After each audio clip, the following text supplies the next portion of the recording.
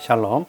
Hari ini kita akan renungkan surat Yudas pasal 1, teksnya ayat 17 sampai 25. Dan sudah dibagi dua paragraf. Paragraf yang pertama ayat 17 sampai 19.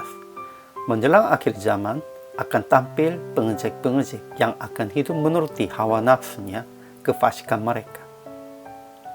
Paragraf yang kedua ayat 20 sampai 25. Tetapi saudara-saudara yang kekasih harus berdoa dalam Roh Kudus dan pelihara dirinya demikian dalam kasih Allah sambil menantikan rahmat Yesus Kristus untuk hidup yang kekal.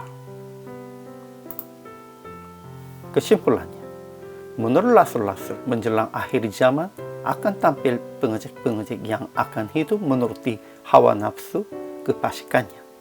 Mereka memecahkan jemaat dan dikuasai oleh keinginan-keinginan dunianya. Menurut Yudas, mereka yang hidup tanpa Roh Kudus. Tetapi orang percaya harus menantikan rahmat Tuhan sambil berdoa dengan Roh. Juga kita kasihani orang-orang yang lagu-lagu karena Yesus mengasihi Thomas yang lagu-lagu juga. Kita harus selamatkan mereka dari api. Ajaran tentang Allah. Pertama, Allah adalah penuh kasih dan penuh rahmat.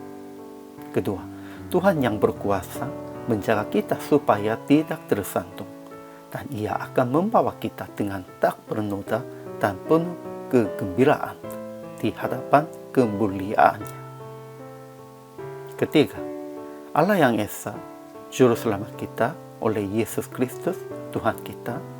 Bagi Dia adalah kemuliaan, kebesaran, kekuatan, dan kuasa sebelum segala abad dan sekarang dan sampai selama-lamanya. Ajaran tentang manusianya. Pertama, rasul-rasul telah mengatakan bahwa pada menjelang akhir zaman akan tampil pengejek-pengejek yang akan hidup menuruti hawa nafsu kefasikan mereka. Pasti ada orang-orang pengejek-pengejek itu di dalam jemaatnya. Kedua, mereka pengejek-pengejek adalah pemecah belah yang dikuasai hanya oleh keinginan-keinginan dunia dan yang hidup tanpa Roh Kudus.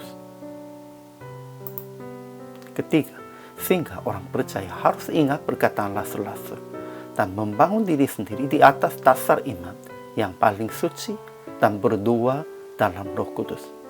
Pelihara diri demikian dalam kasih Allah sambil menantikan rahmat Yesus Kristus untuk hidup yang kekal. Dan tunjukkan belas kasihan kepada mereka yang lagu-lagu dan membenci pakaian mereka yang dicemarkan oleh keinginan-keinginan dosa. Memang ada orang-orang pengejek-pengejek itu. Janganlah jatuh dari batu sandungan itu. Dan kita harus tunjukkan belas kasihan kepada mereka yang lagu-lagu karena mereka. Kita harus tunjukkannya jalan yang benar hanya dari Yesus. Jadi aplikasi hari ini. Pertama, ingat janji Yesus dengan renungan firman yang dituliskan oleh Nabi dan Rasulnya, dan tetap menantikan rahmat Yesus Kristus. Kedua, jangan dikuasai oleh pengejek-pengejek yang akan hidup menuruti hawa nafsu kefasikan mereka.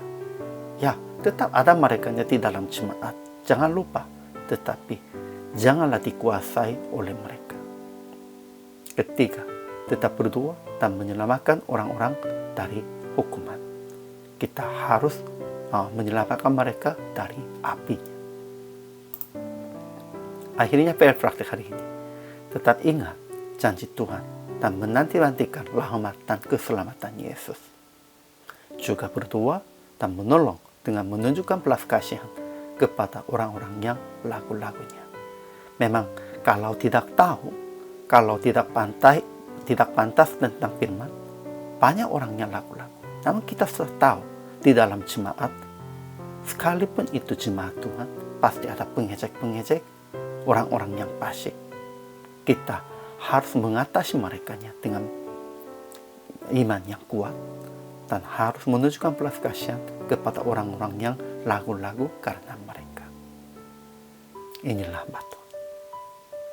Hari ini juga selama melayani, Tuhan Yesus memberkati.